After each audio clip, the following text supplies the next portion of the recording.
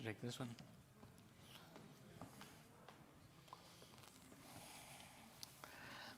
Good afternoon, everyone.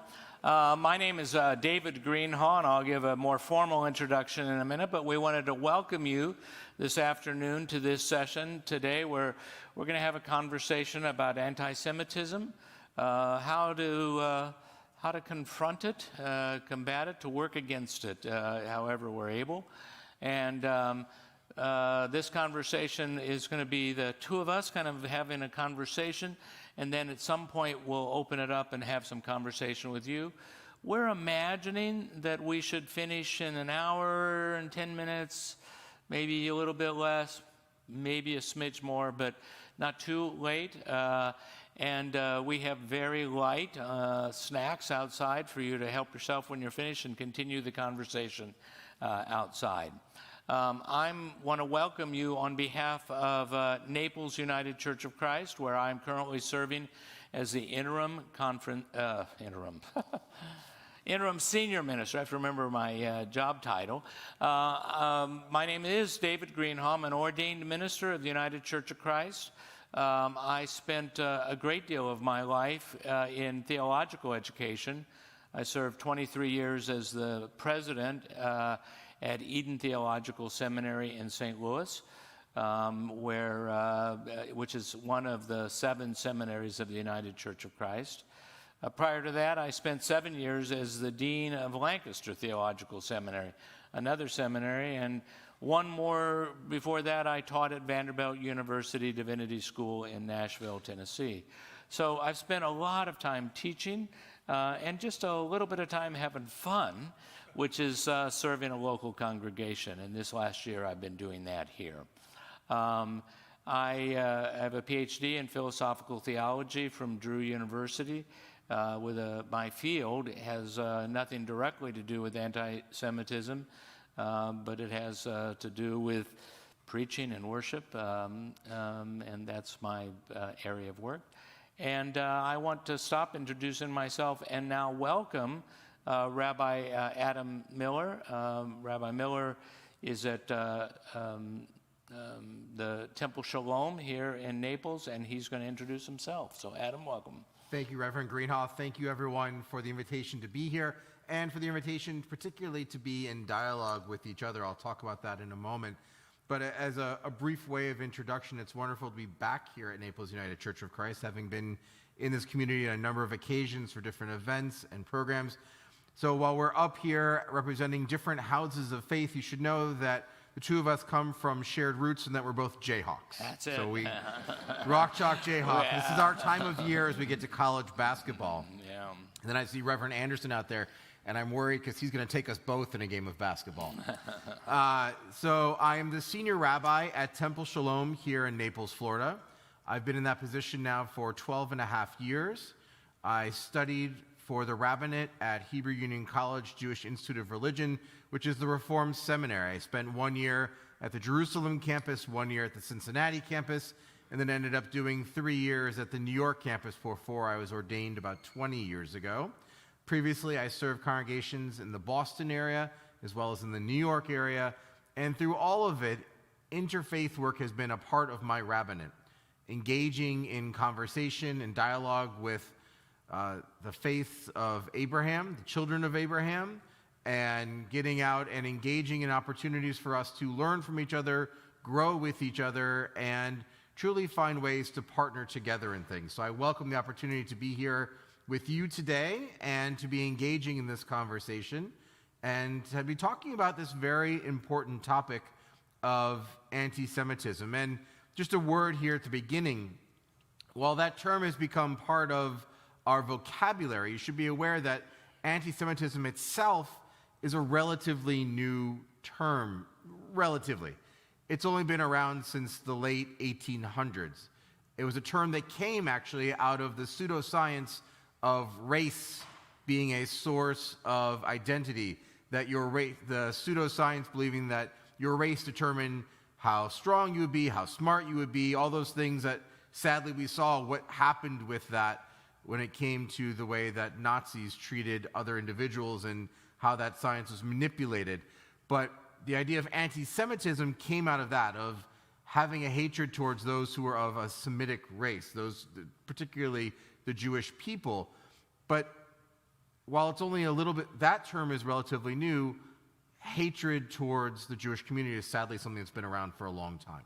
Yeah, terribly long. And as I heard you say that, I wanted to say that I too have found interfaith work to be an increasingly important part of my own identity. I worked in St. Louis, I've been active in St. Louis, where our home has been, in the Interfaith Partnership of St. Louis, which has been a source of great growth and comfort for both myself and it provides opportunities to do something. And I may just start here just for a moment. One of the things I found about it is that it provided an opportunity to get to know each other, so that when it was necessary that we stand up for each other, we didn't have to meet each other for the first time. And so conversations like this and other opportunities for interfaith activity, I think, are extremely important when it's time to say, to lean in and support each other. So absolutely, and that's why it's been valuable to have the organization that you actually helped found here recently, a new interfaith organization with a variety of clergy leaders, but also for us to get together in moments like this. And I think when we're talking about anti-Semitism, if you don't mind, I think it's helpful to have a little bit of history here at the beginning. If you'll pardon me, I just have a few notes just to make sure I cover the things that I think will be valuable for us as we have this discussion. And I think it's also good to root ourselves in a biblical text. Now, for most of those in the Jewish community, they don't think of this as a biblical text. They think of this as that warm song that we sing as we begin services. The words, Hine matov umanayim shevet achim gam yachad. It comes from Psalm 133. How wonderful it is when we would literally translate as brothers, but really it's when brothers and sisters can gather together. And how wonderful it is when we can be here like this and have these kinds of dialogue moments. Because we are all created truly in the divine image. And when the rabbis talk about that creation story and what it means, they do so in terms of trying to understand how can we all be created in the divine image, and yet here we all are, each of us separate. And one of the ways they describe it is they say that what makes creation so special is that when someone goes to make a coin, they create one mold, and every time they stamp out the coin, it comes out exactly the same. And yet, when the Holy One, blessed be God, created humanity in the divine image, it's the image of God, and yet every single one of us is unique and different. Each of us blessed to have the divine image inside of us, to have that divine spark, but yet we're all separate and unique. And the rabbis teach that to say how wonderful is creation, how wonderful it is that we are all special and different, that we do have variations between us, but sadly, over the course of human history, we've seen far too many occasions when our differences were a source of strife. When we looked at each other as being different, not as a positive, but as a reason to put down the other, to treat those who were different than ourselves in a negative way. And hatred of the Jews is one of the most notable examples of that. Over the course of history, the Jewish people have suffered a great deal of oppression, whether you're going back to some of the biblical stories of being exiled to Babylonia, of the story just post-biblical of Hanukkah, where the Syrian Greeks came in, demanded all the Jews assimilate, and they fought back, and now we have the holiday of Hanukkah. The story of Purim, where all the Jews were threatened to be killed and eventually rose up. There's a theme here. There's a reason why in the Jewish community we have a joke, but it has a kernel of truth behind it. They oppressed us, we won, let's eat. We say that to recognize this pattern that's been there of being oppressed, but it continued on beyond those periods, being exiled from the land of Israel again by the Romans, being exiled from England, being forced out of Spain, the diaspora that sent the Sephardic Jewish community all around the Mediterranean and other places, to the point that whenever the Spanish or the Portuguese would conquer a new territory, the first thing that would happen is the Jewish community would quickly try to leave and flee because they feared what was going to happen with the Inquisition and the persecution they would face. You had blood libels across Europe when Christian children would be found killed in the wilderness, and the Jewish community would be blamed and often destroyed as a reaction to what had taken place. You had later on pogroms, and most recently the Holocaust. All examples of blind hatred for Jews as being the other. Something happened after World War II in that when we got past the Holocaust, suddenly people stopped talking about anti-Semitism for a while. And I truly believe that without any ill will, people believe that after having such a horrific experience in human history, that surely there could be no more anti-Semitism. People couldn't possibly think that way, feel that way, express those thoughts. But what happened is that it didn't just get instantly wiped out. It got pushed to the side. In fact, when we talk about American history, it's often the case that people sweep under the rug how prevalent anti-Semitism was here in this country. Even into the middle of the 20th century, you had American heroes, people like Charles Lindbergh, who was an open and active supporter of Adolf Hitler and the Nazis. He has a swastika on his plane. The one that's at the Smithsonian has a swastika on it, not because he was captured, because he wanted it there. You had Henry Ford, who was such a virulent anti-Semite and hated the Jews so passionately that he helped to promote something known as the Protocols of the Elders of Zion. Has anyone heard of that document before? A few heads, a few hands. For those who aren't familiar, during the pogroms in Russia in the late 1800s, in an effort to rile up the citizens, the Tsar's enforcement group came up with this document called the Protocols of the Elders of Zion. Not written by the Jewish community, written by those who hated them, but it purported to be from the leaders of the Jewish community talking about how Jews control everything. We control the money, we control the market, we control the government, and therefore you should hate the Jews all the more. And they spread these lies all around, wherever the Tsar controlled. And it had the desired effect. It made those who are not Jewish hate the Jews all the more, despise them. Well, Henry Ford was so virulent in his hatred of the Jews that he printed the Protocols of the Elders of Zion in English and put a copy of it in the glove box of every car he sold for years. There's a reason why, to this day, there are still members of the Jewish community who will not buy a Ford. And that was out in the open. Yeah. You had people like Father Coughlin on the radio spouting anti-Semitism, and they weren't taking him off the air. There was open hatred. And it's easier for us now to wipe that away and say, oh, we must have been anti-Hitler because we fought the Germans in World War II. There were those who didn't want to fight because they supported the Nazis. It was out there. And what happened after World War II is it just went underground. But just because it was underground doesn't mean it was gone. And as we have seen in recent years, that hatred has begun to resurface more and more. It was always there in little pockets here and there, but it's become much more visible in recent times. I think in part because of places like the internet, where people can have anonymous conversations and spread this kind of misinformation, spread hatred without consequence. In part, it's because in the last 10, 15 years, we've become so polarized as a country that we are ripe for people to start promoting things that are about hating the other for being different than ourselves. And anti-Semitism is an old trope that just easily comes back in. Now, you might wonder, how does this affect us here in Southwest Florida? And I'd like to share with you the history of how we have a Jewish community here.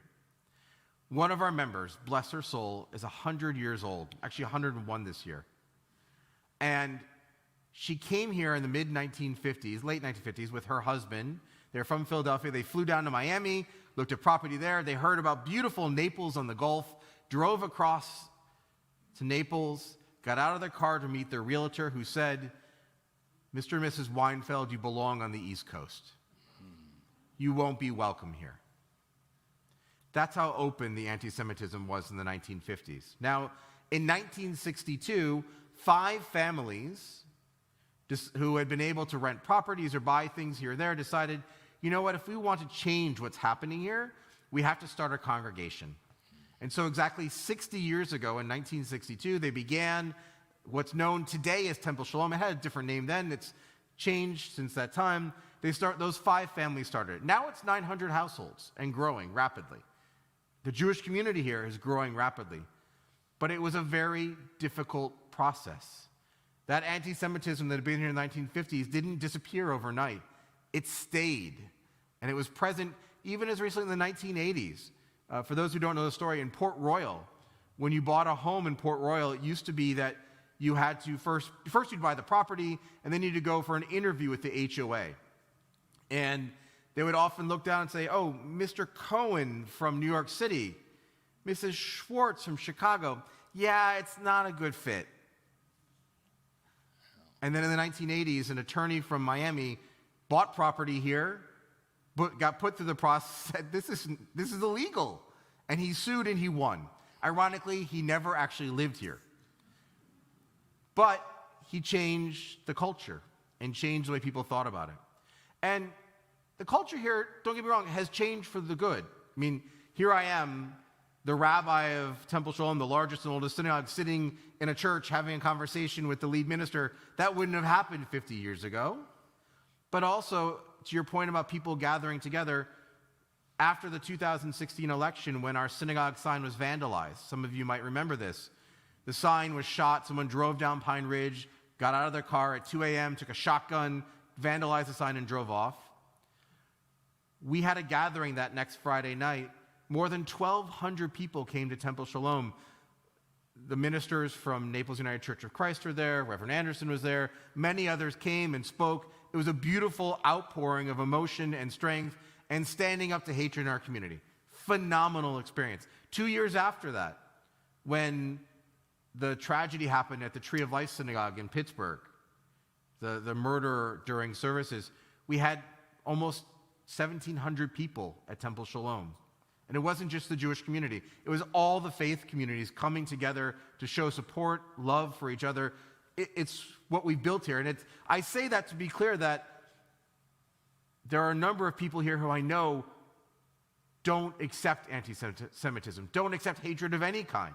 I don't want you to think that we're painting everyone in this light, but we should know what was here. Because if we don't acknowledge our past, we're just allowing it to exist in the fringes and the shadows, and it's likely to come out. And we've seen it coming out here, sadly. We've seen it coming out last summer with the flyers that appeared on people's lawns that were full of anti-Semitic stereotypes. We've seen it coming out numerous times in our schools, sadly. I hear stories every year from students, more and more, I have to be honest, about fellow students throwing coins on the ground and saying, hey, Jew, pick those up. Or having swastikas drawn on their folders or notebooks.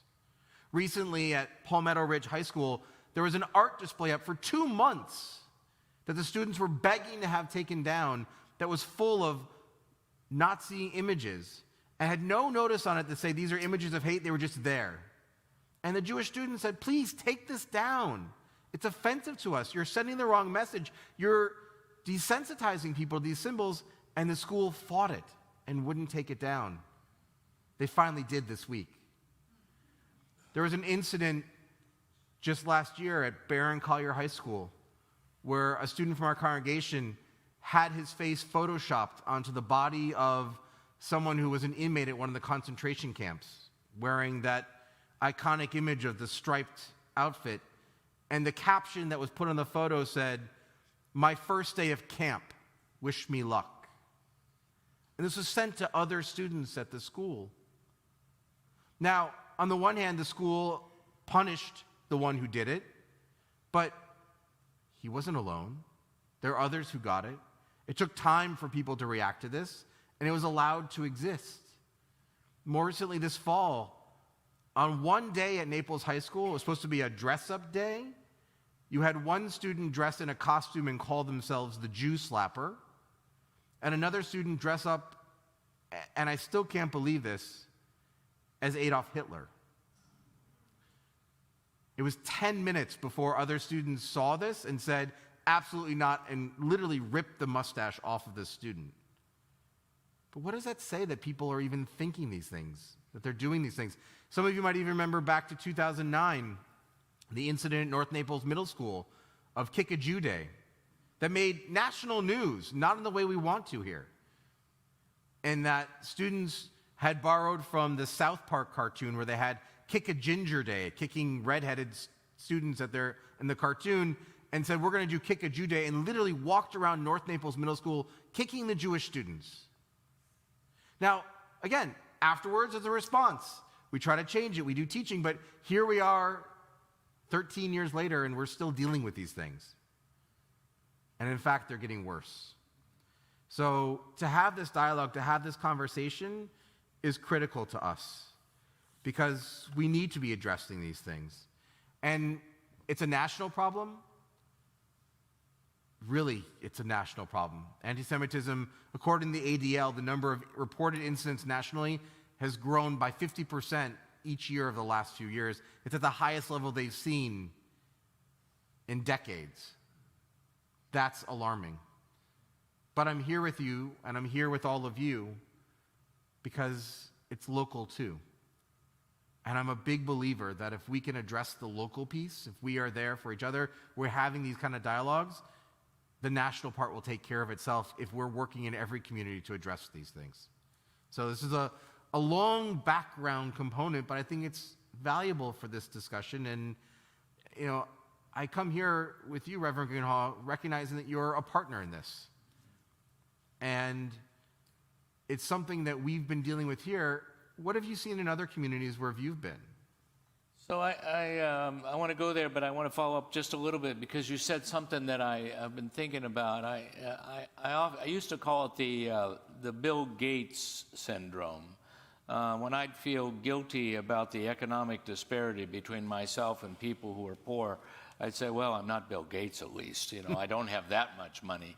That one can take things and say, well, I'm, the Holocaust was so bad that it's really not that bad. That is, there's a way to paint things at the extreme, and therefore something that's less than that must not be important. And part of what I think I hear you describing is a need to be attentive, not to simply the worst extreme, but all of the ways in which it builds from in small, not insignificant, but not as large, but still worthy of our attention and commitment. I think that's a great point. And to that, you're right. It takes the little things that build up to it. You know, one of the conversations I have when I go to visit schools and I'm invited in to talk, which I wish was more often. I'm always making myself available. Getting invited in is a challenge. But when I talk to students who've read Anne Frank or who have been reading Knight, I'll pose the question to them, how do you think this happened? Right. And they say, well, there are a few people this, a few people that. I say, well, but let's talk about how do we create this as a society? And we look at, and I show them how it built up of the dehumanizing of Jews over time. It wasn't an overnight thing. This didn't just happen like that. It was building up for decades, if not centuries, this hatred of the Jew as the other, a sense of resentment, seeing them as less than human in the language and the way you present them, so that when you get to that moment of saying, well, we think the Jews are the problem, people didn't argue with them because it had always been there. Because they had always allowed these stereotypes, they allowed the dehumanizing things to happen. So you're right, the small things do matter, but we look at the big piece and we get lost. Listen, there's a comment that's out there that says, the minute you bring in Hitler or the Holocaust, the conversation's over. Because immediately it's too much. You can't take it on. There's that story of the class from Tennessee, Whitwell, Tennessee. I don't know if anyone saw the movie Paperclips. It was about 20 years ago. Great documentary. So there was a community in Tennessee where they had no Jewish students. They'd never met most of the kids, someone who was identified as Jewish. But this middle school teacher is trying to get across the idea of, what is the Holocaust? It was too big for them. What does it mean 11 million people were killed? Okay, it's a number. It's so big I can't wrap my mind around it. So they challenged the students to collect 11 million paper clips. And over the course of the documentary, that you see them going through this process, and it's mind-blowing for them to realize how many is 11 million. And I'll spoil it for you. It's been out for 20 years. At the end of it, they actually collect a little more than 11 million. They continue collecting beyond that, but they eventually raised money to purchase one of the train cars that had been used during the Holocaust to transport Jews to the camps, and they filled the car with 11 million paper clips. You can go there today, and they have a beautiful exhibit at the middle school of what the students have done, or you can watch the documentary if you don't want to drive up to Tennessee. But it I think, illuminates that problem we have of things like the Holocaust are so huge, we don't realize how little things can get us there, or we can't even wrap our minds around how big it really was, how many lives were destroyed, how many people were killed, and what was done in those moments. Yeah, that's a helpful thing. You know, you talked about Tree of Life, and in St. Louis, we also did the same. We gathered at the JC, the Jewish Community Center, and the place was standing room only. It was packed in the largest room, and it was fairly easy to gather because it was so outrageous. It was so extraordinarily horrible. But a little later, someone went to the Jewish synagogue and knocked the tops off of several of the gravestones.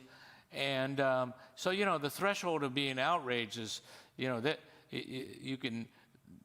This is a low threshold. You cross that threshold when you do Tree of Life, but it's a little higher here. Do you get outraged or not? And the community did, and they gathered almost the same number of people and went and cleaned up the cemetery together. Christians were leading the effort to clean up, and so were Muslims and Buddhists and Hindu and Baha'i, all working together to do it. And the issue is, where is the right threshold? Because if the threshold is the Holocaust, then everything else is nothing. If the threshold is killing a Tree of Life, well, maybe it's nothing. But if it's shooting a sign, how is that? Well, it's still important. It still requires us to say, this is not just wrong. This is an actual act of violence, of hatred, and it's rooted in a community that says it's all right. If the community says it's all right and it's acceptable, then you can escalate to the next level.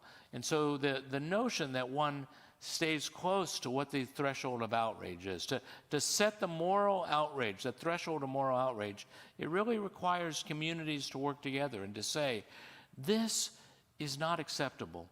And why is it not acceptable? That seems to me to be one of the things we need to probe a little bit. And you and I can talk about that a little more, but let me take a stab at it.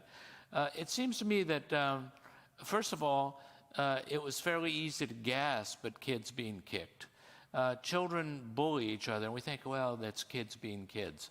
The consequences of having someone hate you, having someone revile you, having someone beat you, it has an incredibly profound impact.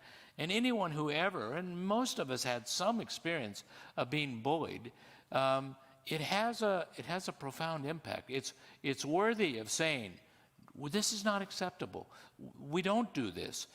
We don't say, kids will be kids. It's not acceptable. And it's particularly not acceptable if it has this root in ethnic hatred, in religious hatred, in anti-Semitism, in a particularly, as you described it well, this long, strong history of directed hatred towards Jews.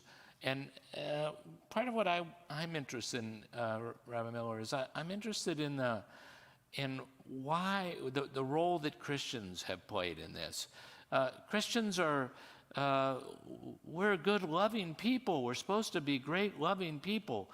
But in fact, we've planted seeds and had harvests that are extraordinarily awful.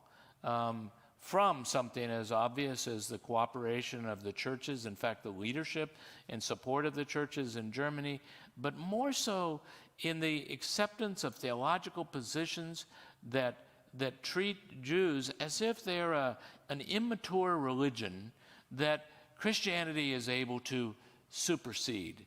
And the whole notion of Christian supersession, that Christians are we're the grown-ups, even though, that's the old-fashioned Judaism. That notion, it lives. It lives in our communities. And I just want to say, as a Christian theologian, as a pastor of a church, as a community of Christian believers, that's not true. That we actually share a wonderful heritage and an incredible future together.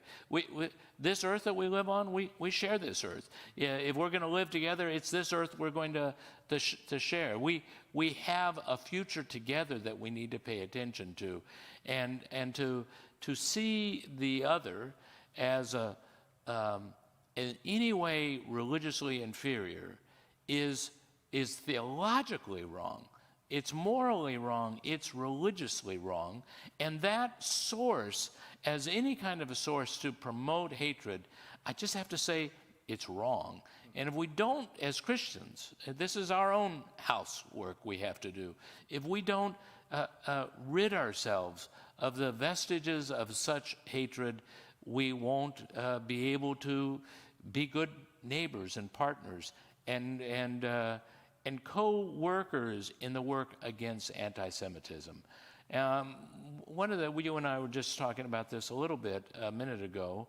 One of the kind of crazy myths that's going on right now is, oh, poor Christians, we're so persecuted. We can't say Christmas just anywhere. We have to say Merry Christmas, and we've been kept. And Christians are still, we're shrinking. Our churches are shrinking, but we are not shrunk. We still are by far and away the vast majority of people in the country, and we have lots of influence and access and power that we can use abusively or we can use constructively. Let us continue to pray that we use it constructively and not abusively.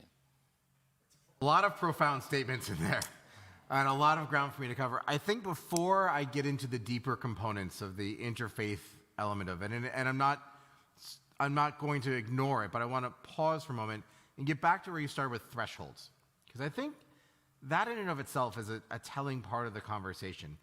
It says a lot that, for example, our local Holocaust Museum also calls itself an education center. And they dedicate themselves not just to telling the story of what happened during the Holocaust, but also identifying other examples of genocide and teaching the message that students have to be upstanders. You can't be a bystander. Teaching the message that when someone's being bullied, when someone's being dehumanized, when someone's being separated or identified as the other, that is in and of itself a step towards what can happen. And I think that's an important piece of this. There's not a solid answer on the threshold question, though, because I also think that, unfortunately, and maybe this is part of the polarized society, we are all too quick to judge people who might not know what the difference is. And I'm a big believer, as a rabbi, as an educator, as a human, I want to give people the benefit of the doubt. So when I hear someone say something or do something that I think might have stepped over a line or a threshold, I'm very careful not to just call them out in that moment. I will find ways to talk to that person afterwards and say, can we talk about what just happened? I wasn't comfortable with that, or there are some people who might not like that term. As Jews, sometimes I hear people say, and they might not even know who's around them, I'll hear someone say, oh, I really wanted to buy this, but the person Jewed me down and I had to pay a lot more than I didn't get as much out of it as I wanted to. And in that moment, you have a choice. You can say, hey, don't say that, which now you're on the defensive, it changes it. Or you can pull that person aside later on and say, I found that term offensive. Let me tell you why. And I find more often that when you approach people with an element of respect, in that you approach them to have a conversation rather than judge them and punish them, then you get a lot further in what you're able to accomplish. Was it last year or within the last couple of years, you had a couple of high-profile incidents of people making anti-Semitic comments in public. One of them is Nick Cannon, who some of you might know is an actor. He's hosts a lot of different shows on television, and he made some very terrible anti-Semitic comments in social media. And a number of people immediately said, cancel him. And they started taking away his jobs and saying this and that. And one of the rabbis from the Simon Wiesenthal Center in Los Angeles reached out to him and said, hey, can we talk? I want to talk to you about what you said because I want you to know what I'm hearing. And they met, and he toured around the Wiesenthal Center in Los Angeles, and by the time the conversation was done, Nick Cannon was signed up to bring other people back to talk about it, and went public and said, I was wrong to say what I said. It came from a place of ignorance. I want to learn and to do better. I think that has a lot more value than performative punishment. Right. And so I think we get caught, though, in this cycle where we say our threshold is whatever it is, and the second someone steps over, we're quick to go jump on them. You know, the student who did the meme, that terrible meme at the high school of taking the one student's head and putting it on the body of the concentration camp person, his parents reached out to me, and they said, Rabbi, we are horrified. Our friends are Jewish. He's been with other Jewish students for so long. Will you talk to him? Right. And I said, of course. He came and he met with me, and he was genuinely upset about what he had done and the impact it was having. Was it wrong? 100%. But we had an opportunity for an educational moment, after which, meeting with me, he went to the Holocaust Museum because he didn't realize the power of what he had done, taking that image and mixing the two together and sending it out. So I want to get back to your eventually. Yeah. That really big question you threw on my lap of, hey, Rabbi, how do the Christians fit into this? Yeah. So don't go there. I want to take just 1 second with this. I want to I want to get to my own personal part, though, because I think that's important here. All right. Listen, do we have a couple years to talk about this? I don't know. Listen, I bring up the kids and I bring up the threshold piece because, for me, I will never forget the first time I encountered anti-Semitism. Right. 5th grade, I just moved from Michigan to Atlanta, Georgia, and I got off the school bus in tears. And my mom came up and said, what's wrong? Why are you crying? I said, Mom, the kids are just making fun of me. They told me I killed Jesus. They asked me if I had horns. They were blaming me and said, it's all my fault. I had no idea what they were talking about. And my mom then had to sit there and explain to me, well, there are some people who mistakenly teach that Jews killed Jesus. It was the Romans who killed him. But she had to explain this all to me. I had no idea. I just got attacked on a school bus by a dozen kids screaming and yelling at me that I killed Christ and that I don't even know who Christ is, that I killed Christ, and then asking me if they can see my horns. I'd never encountered that before. Right. And I know looking back now as an adult, I know that had to come from somewhere. Yeah. That doesn't just pop into their heads. Someone was giving them that message, not realizing, maybe not anticipating, this is how it's going to translate into the way they're going to treat this other little child. And to me, that's why thresholds are important. That's why it's important to be careful in what we're saying and what we're teaching, because if we don't educate well, we get to moments like that. If we don't educate well, we get to moments where people say, my life's not going well. I keep hearing that the Jews have all the money. I blame the Jews for rising inflation, and I'm going to go do something violent. And it just spins out of control from there. So I think these are all very important, cutting these things off short. I'll let you jump in. I want to get back to that bigger question. I want you to get back to it, but let me just take this 1 second, because I think one of the things that you said, if I hear you correctly, is that the threshold in part is to take time to figure out the impact that something has on someone else. Mm-hmm. So vandalism in a cemetery is one thing. Vandalism in a Jewish cemetery, I learned more, is that part of the first thing the Jewish community has to do is to have a place for burial. And the meaning of that in the community was different than the meaning in the Christian community. And to learn what that means, to hear those stories, to understand it, it changes the threshold if you take the moment to listen. As you described the cruelty of these children on the school bus and the impact it has, it helps. This young man that you described, this boy who did the meme, his communication, his hearing, his appreciation of the impact of what he said makes a difference. And I just think that the nuance of these thresholds shouldn't be set by, it should be set by the conversations we have with each other, hearing the hurt that's involved. Right. And look, the thresholds are important, but what's also noteworthy is when that student came and talked to me, he was someone of Hispanic heritage, and he shared with me he wrestled with the fact that kids often made fun of him and made migrant worker jokes around him, or poked fun at him for speaking Spanish as his first language. And I have no doubt in my mind, and this is not to excuse what he did, but if the threshold is already allowing those things to exist, it only goes so much further to do the next step. You and I both know the words of Pastor Niemöller. First, they came for the trade unionists, and I didn't speak up because I wasn't a trade unionist. Then they came for the communists, and I didn't speak out because I wasn't a communist. Then they came for the Jews, and I didn't speak out because I wasn't a Jew. And then they came for me, and no one was left to speak out. Now, what I love about his poem is that he never told that in the same order twice.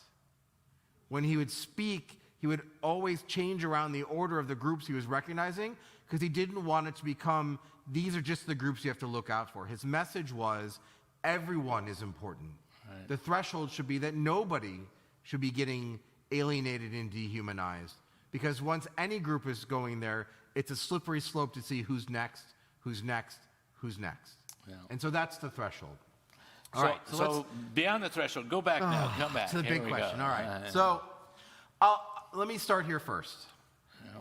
I am not a historian, and I'm not a scholar of history that I'm going to be able to cite all those sources. If you want that, though, I have a good book for you. James Carroll, who was a reporter for the Boston Globe, and his life before that had actually studied for the priesthood, wrote what I consider to be the definitive tome on the relationship between the church and anti-Semitism. It's called Constantine's Sword. It is, now listen, if you're looking for light beach reading, this is not it. It is yay big. And Constantine's Sword is a powerful exploration of the history of Christianity and demonizing of the Jewish community.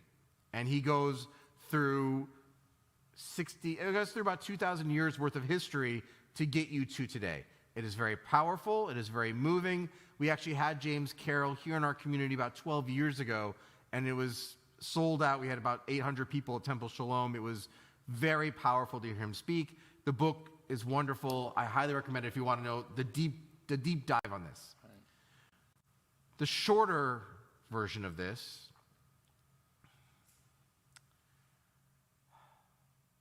that yes, stories about blaming the Jews for the killing of Jesus, efforts to portray the Jews as being other or being wicked or being evil in some way, have most definitely been the seeds for what we recognize today as anti-Semitism. And I say that with a heaviness in my heart because I look at many of my Christian peers, colleagues, and friends as partners in the work that we do today to repair that damage. But if I'm going to be honest, I have to acknowledge it. And it's an honest conversation. Now, some of it stems from the origins of Christianity. It started as a group of Judeo-Christians who were making the effort to separate themselves. And one of the ways you separate yourself is by portraying another group as the other. We see it in threads of Christianity in the way that Jews are referred to in some of the Gospels and in some of the later church writings.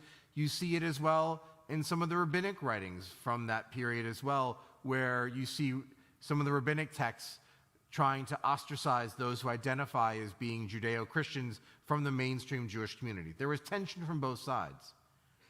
But by engaging with the Roman Catholic, with the Roman Empire, by leading to the conversion of Constantine and others following that mission, it became very much a question of Christianity demonizing Jews, and it led to some pretty horrific things. Among those, if we're picking out places, moments in history, there's moments like during the Crusades, when on their way to go liberate the Holy Land, oftentimes the Christian crusaders would devastate Jewish communities they encountered along the way, using the Jews as target practice. You had what I described before, the blood libels, that in medieval Christian communities, if a Christian child was found dead and they didn't know the cause, they would immediately blame the Jewish community. They accused them specifically of taking the blood of the child to use to make matzah, which is abhorrent on more levels than I can possibly describe. And by the way, if you know anything about Jews, we are forbidden from eating blood, so it's completely nonsensical. The Jewish community didn't understand it, but they would be blamed and then would pay the price as they were being attacked and driven out. You had Jews being forced to convert in many times, historically speaking. You had the expulsion from Spain and Portugal, which coincidentally, by accident, led to the founding of a Jewish community in North America. That there were Jews living in Brazil under the Dutch Empire, and when the Portuguese came to conquer Brazil, they fled for their lives, fearing they were going to be immediately tortured or forced to convert or killed, or even all three at once. So where did they flee to? They fled to another Dutch colony. They tried to flee to many of them. They finally settled in New Amsterdam in 1654, founding the first Jewish community that congregation still exists today. But would that they didn't have to flee for their lives. And the seeds of that hatred of Jews kept going for centuries and centuries. Part of the challenge we face, quite honestly, is that the seeds were planted so long ago and nurtured for so long, that hatred, that it's not going to disappear in a generation. It's not going to disappear in 2 or 3 generations. It's going to take centuries of work to undo those teachings, to undo those stereotypes, to unwind all that has been done.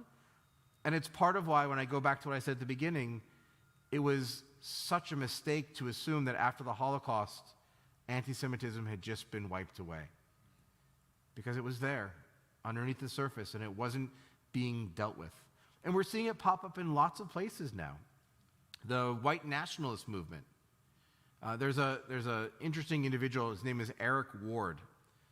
He's a person of color, and in doing some work, actually managed to get into the white nationalist movement, which you might think doesn't make sense, but he got in by telling them that he agreed with them and he thought they were right, that whites were the supreme race. And when he was inside, he writes about what his experience was, and his experience is that all the language and the materials he was coming across, not only were they saying that people of color were the problem, but on every single instance, it was people of color being supported by the Jews. That the Jews were propping up minority workers, that the Jews were the ones who were giving entitlements to people of color, that the Jews were at the evil of everything in the white nationalist movement. Yeah. And that's something we don't talk about, but that group is spreading. And we're seeing them show up in places like Jacksonville, Florida. They had a couple weeks ago, there was the National Day of Hate that was threatened. You have these things popping up over and over again, and it's scary that this is winding back up, and we need voices to say, no, this is not acceptable. This is not all right. There are not good people behind this. This is the wrong thing to be doing. And yet we see politicians and other people using language and courting with ideas that used to be on the fringe, that more and more portray Jews with stereotypes and in ways that are very dangerous. I think the danger and the fear is, you say it's scary. I think it is scary. What scares me maybe more than anything is how easy it is to grow numb to things, to expect things to just be this way. Well, it's the way things are. Well, you described the length of time it takes to change these things that are long, deeply seated.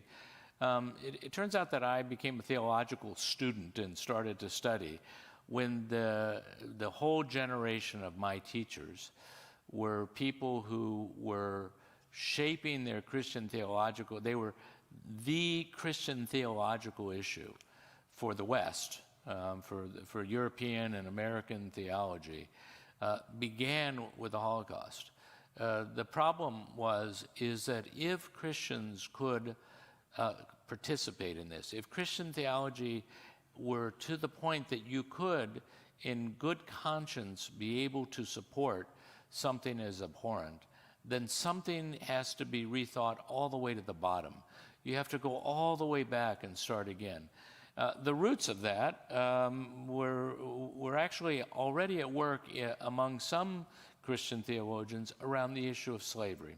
That if Christian theology could support the institution of stealing human beings and selling them, if that were possible, what's wrong with Christian faith that it could do that? This is a deeply flawed religion if, at its core, it supports these two sorts of atrocities, slavery in America and the Holocaust in Germany. If these things were possible, what's wrong with theology? And it's led to a series of really important theological movements, often going by the title of liberation theology, to try to rethink theology from a completely different perspective. It, of course, hasn't purged itself of these things, but one of the important things it's done, and that's what I was trying to say so quickly before, that maybe too quickly to say it, is that one of the things it recognized is that in many of our biblical texts and our sources, the idea that the triumph of Christianity is a dominating triumph, to triumph over nature, to triumph over other cultures, to triumph. And such triumphalism has fueled and fed a really abhorrent set of practices in the world that one can look to Christian theology as a contributor to. So to have to take your fundamental religious values and raise a question about them because they might contribute to hatred, because they might result in these things. This has been a really important thing in the Christian churches. Well, I think it's important to note, though, I don't know this is, every faith group wrestles with extremism, with fundamentalism, with elements that want to interpret texts or traditions in such a way that they can justify what ordinarily we would describe as morally abhorrent behavior with textual background. And I say that because I want to separate some of where you're going from anti-Semitism. You know, you can, for a moment, if we step away from that conversation, there were rabbis who supported slavery, which mind-blowing today because you look at it and say, wait, we were slaves in Egypt, how? But there were those who cited texts. They were not the majority, they were the minority, but there were some who said, but our texts say that slavery is it's a different kind of servitude that's in the text that was what was happening here, but they were trying to justify the behavior. There are extremists in every group who today use their extreme views to get to violence. I think that's a problem every faith group has to deal with, is figuring out how can you do what the rabbis were talking about at the beginning in that opening story. How can you both celebrate your own uniqueness and be respectful of the uniqueness of others? And that's a hard thing for some people to wrap their minds around. And I think that's where I think anti-Semitism draws its roots. I think that's where a lot of hatred draws its roots. Is people who can't accept those who are different than them in some way. So I completely agree, but I want to be careful and not let Christians off so easily. You're generous to do so by making a point that it's extreme. But it wasn't the extremes in Germany. It was the very minority that stood against Hitler. It was the remainder of the Christian church that both supported, encouraged, not just give aid and comfort, but actually thought leadership and actual leadership. There are reasons, not just, and I don't want to just go there. If one looks at there's a lot of things about the Christian church that I love deeply, and Christian theology that I am absolutely committed to, that requires us to say the consequences of some of our theological understandings lead down a road that we cannot go, and that we need now to rethink. And any road in Christian faith that leads down a road that denigrates, that perpetuates and participates in what results in anti-Semitism must be rethought from the beginning. It's not, if that's where it leads, we have to go back and think again. And that invitation, that vocation, that call of thinking again, I think is really important. And in my view, it's one of the ways in which we can combat anti-Semitism. Because, you know, the school bus litany that you received that was just pure and total ignorance, as you say, it had roots. There are people who, I mean, we have a whole religious holiday coming about the crucifixion. The death of Jesus is important in Christian faith. It's central to Christian faith. And to link it to a notion that somehow he's been killed by the Jews is just, and I've heard that, you've heard it, you heard it in school. That's just so wrong. And it's important for us to say that it's wrong. Now, I appreciate that. Don't get me wrong. I appreciate you taking ownership of that piece of it. And it's a lot easier for you. It sounds a lot better coming from you than coming from me when talking about the Christianity. But I do think we have to be mindful that there are extremes everywhere. That's right. And that's part of it. And listen, I also want to emphasize how important it is to be having this conversation. And if I can take the point of privilege to shift it to our audience who are here, you know, I think about what is it that we can really benefit from here. It's a teaching from the Hasidic rabbis is that every person we should look at in the world that we meet, we should look at them not to think, how am I better than that person, but rather that every person has been given two gifts. And our responsibility is to figure out what are the things I can learn from that other person. What are the gifts that they can give to me? Elie Wiesel, the Nobel laureate-winning author of Night and Holocaust survivor who passed away a couple of years ago, took that notion and transferred it into this idea that what humanity needs is not tolerance, but respect for each other. That when you tolerate someone, you say, I don't really like you, but fine, you can stay here. You're not right, but fine, you can be over there. I think less of you. Respect means I look at you and I respect you and I want to learn from you. And you're you, I'm me, you're good to be you, I'm good to be me. We're different, but what can we learn from each other? A modern version of that. And the reason I bring this up is that, and this goes to a little bit of what I talked about before for thresholds, I don't think we have enough safe spaces where we can respect each other and create an atmosphere like this where we can interact with each other without fear of repercussion. That too often we jump to the judgment level rather than the respect piece. So I would love to, if we're open for questions, I'd love to take. We should. If there are questions people have, I know there's a microphone out there, and I've been given the microphone to run around, and I'm going to take the privilege of owning the microphone for a moment to say, I'd like to take what you just said and give one little anecdote. I have a friend who's a member of your temple who invited me to the women's Passover meal. It was the most wonderful, joyous occasion. And she could sit there next to me and explain the various aspects of it. That's the kind of thing that we need to know each other better. We need to understand each other's religion rather than, you know, I could go into a Catholic church and forget to cross myself the right way or whatever.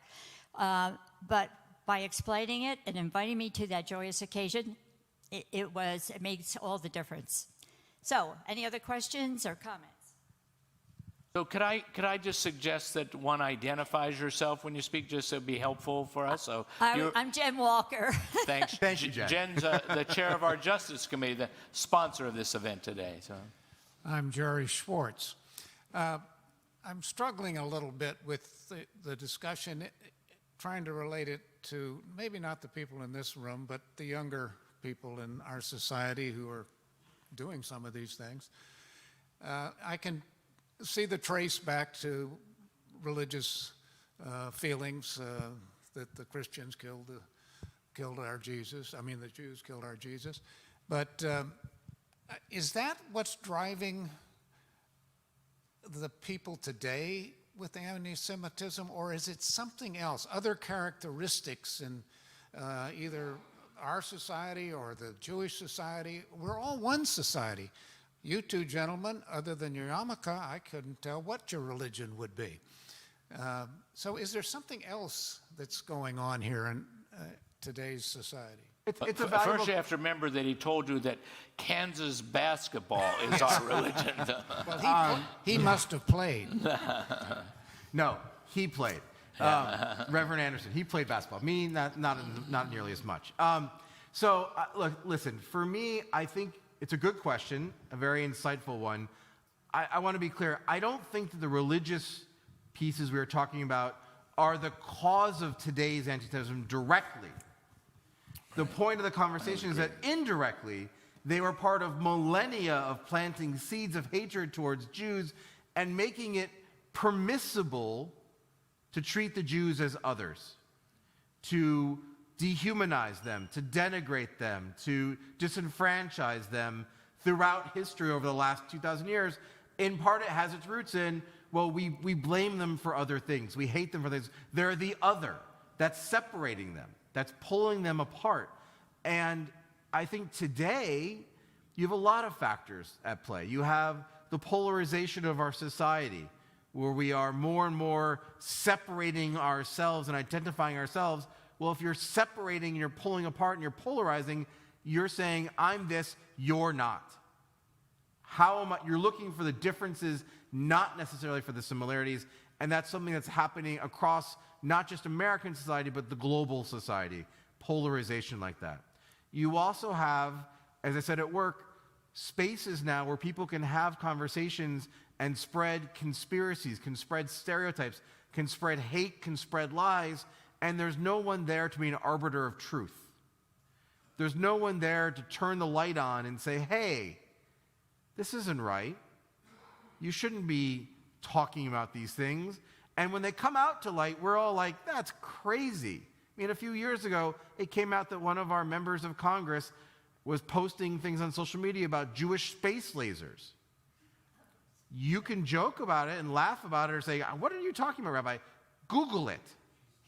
And the fact that person was just mentioning something that other people are talking about tells you that there are dark corners of the internet out there where people are spreading these kinds of pieces that, while it's not the religious component where it started, that paved the way for where we are today.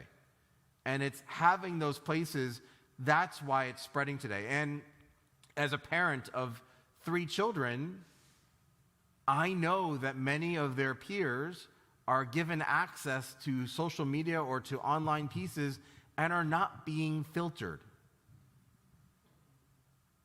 Parents are not always aware of what videos their kids are watching or what ads are popping up when they're playing that little game that's keeping them quiet in the restaurant. And because they're not talking about it, they're not discussing it, parents don't even realize what their kids are learning. And I'm not saying that, and please don't take me to be an anti-technology person or anti-social media person or say that all of that's evil, but I think that part of that information source coming in unfiltered is part of the problem. And I think we have to do a better job of monitoring those things. And we often try to, sometimes get into side conversations about freedom of speech. But hate speech is never free. And that has to be our starting point. And if someone's talking about denigrating someone else, if someone's humiliating someone else, if someone's attacking someone else, That's not acceptable to us. And we need to put our feet down immediately and say, that's not right. And we all have to own that in every generation. Hello, I'm Michael Finkel, and I want to go back to Pastor Niemöller because, again, the Jews, those of us who have Jewish ancestry too, are number one of the groups. But we've still seen in this country what happened in South Carolina, where a Christian church, where a black church was attacked, and certainly some of the anti-Muslim issues, and even some against Hindus and Sikhs.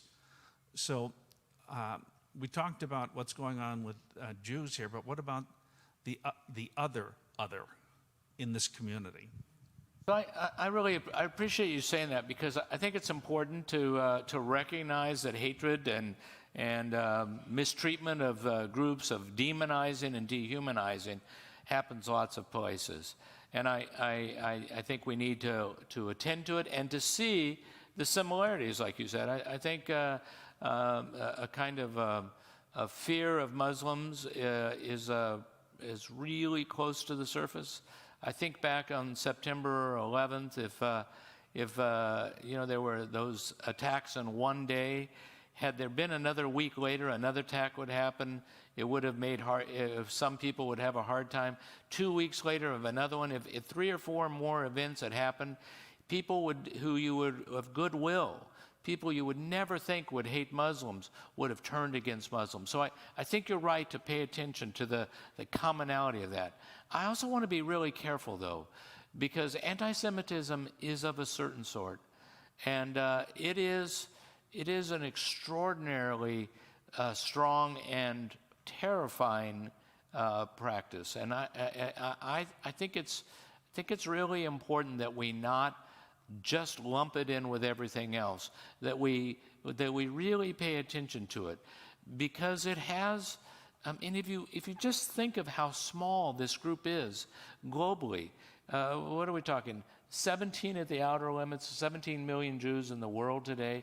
It's a minuscule part of the world, and yet there's incredible hatred turned towards Jews, and it persists. And so I so appreciate what you're saying, but I also think it's incumbent on us to not just say, well, it's all hatred. It has a particular flavor, a particular style, and needs our attention. And there's good work being done. I just want to. I want to say I'm really touched to hear that answer, and I appreciate it. But I also appreciate the question, because I think we all have to be speaking up for all forms of hate. Even more motivated to speak up when I see acts of racism, acts of bigamy, acts of against the LGBT community, all those things. I speak up probably faster than I would otherwise, because I know it could just as easily come back to me. I think about, you mentioned African Americans in South Carolina, and I think about one of my members tells a story that when he was a kid living in Atlanta in the 1960s, 50s and early 60s, he remembers vividly getting on the bus with his mother, and they'd sit in the front of the bus, and they'd watch the African Americans have to walk to the back of the bus, and his mother would turn to him and say, if it wasn't them, it would be us. And I think it's important to keep in mind that sense of there's hatred can't be allowed to live in any form. So while I'm very touched that you want to focus on anti-Semitism, and I appreciate that we're having this forum, I'd say let's have forums about everything else too, because sadly, hate often spawns more hate. Right. It all just percolates together. In Charlottesville, when they had the big riot in Charlottesville because they were taking down a Confederate statue, one of the pieces that wasn't as much covered but that happened in the community is 3 individuals with assault rifles marched outside the synagogue shouting, "The Jews will not replace us." They were there because of a Confederate statue, but the hatred spread in other ways. So I'm with you. Speak out against hatred of every kind, but I'm glad we're having this forum and this conversation today. As am I. I'm Kurt Anderson. I'm pastor at Naples Community Church, and You know, Martin Niemöller was part of what was called the Confessing Church. And the Confessing Church sort of emerged in 1933 after a huge rally in the sports arena I think it was in Berlin. And one of the tenets of that, and this is Martin Niemöller, Dietrich Bonhoeffer, Karl Barth, and several others, one of the basic tenets of that was that the church is not to be co-opted by political ideology. We only wish theology would be so effective. That's what we do every single week. Yeah.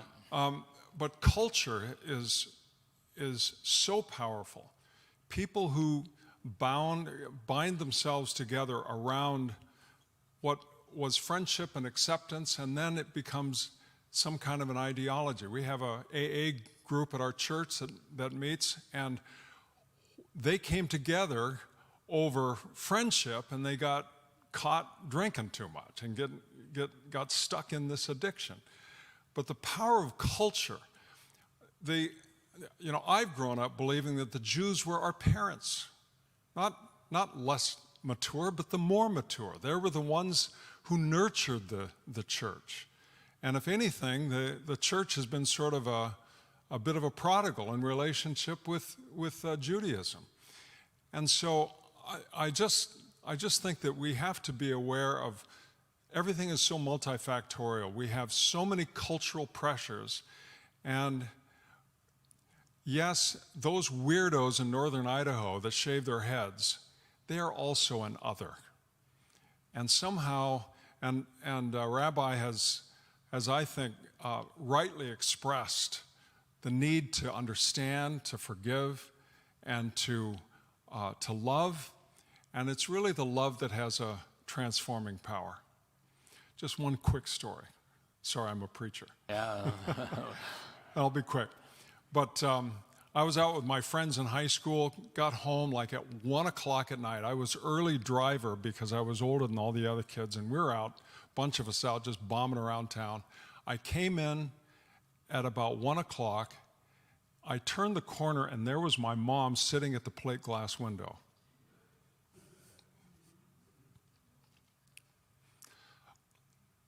All she said was, "Kurt, I'm just glad you're home." I never did it again. I was transformed by love, and I never, ever got home late without telling mom or calling home. I never did again. So the real power that is at work in our synagogues and our churches and our temples and whatever is going to be the transforming power of love. And again, I thank you for this time. Thank you. I'm going to have us, we promised we'd not go too long, and I don't want to do that because this is just the first of what should be, or maybe it's the 10th. I don't know. I don't want to keep count. It's a conversation that needs to keep going on. I really think the way that we love each other is when we show up for each other as well, when we support each other, when we eat together, when we find ways to share common cause, and when we remember that our community is the richer, the more we are able to enjoy our incredible diversity. Rabbi Miller, I am so grateful that you came here today, that we've had this conversation, and one of my big treats of being in Naples this year is to get to know you over this time. I know many of your classmates or folks who went to Hebrew Union, the current president of Hebrew Union, I got to know in a Jewish-Christian dialogue group when we talked about Israel together. That'll be another day for us to talk about, because Israel's another topic we have to talk about. There's lots of topics to talk about. That's right. And it's been a pleasure and a privilege to be here with you, to be here with all of you, and to be having this moment. It doesn't matter what number it is. It's part of an important series of conversations and engagements we should all be having on this topic and many others. And I would end with that along those lines of love and being there for each other, is that the most important thing we should be doing for each other is speaking out for each other. That I will say, as a leader in the Jewish community, What gives me strength is when there's a moment that an anti-Semitic act happens, not that my phone rings and I hear from the news and all the other people who want to say, Rabbi, what do you think about this happening? But when I hear from colleagues and I hear from members of the community who are reaching out saying, are you okay? What can we do? When I see leaders of our community stepping up and saying, this is not welcome here. And I would encourage you, don't wait for the Jewish community to speak first. Give us strength by being our partners in love and using your voices, that when you hear someone using a stereotype, when you hear someone saying something inappropriate, when you see something happening, be the first to speak out, because that shows with an act of love that we are not alone, but that all of us, created in that same divine image, are holy, special, and unique, each of us for who we are. Thank you very much. Great ending words.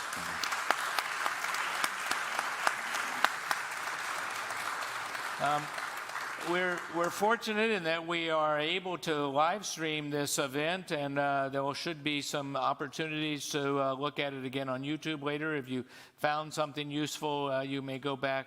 We're so glad you were here today. Please join us for snacks on our gathering spot patio outside. So thank you all.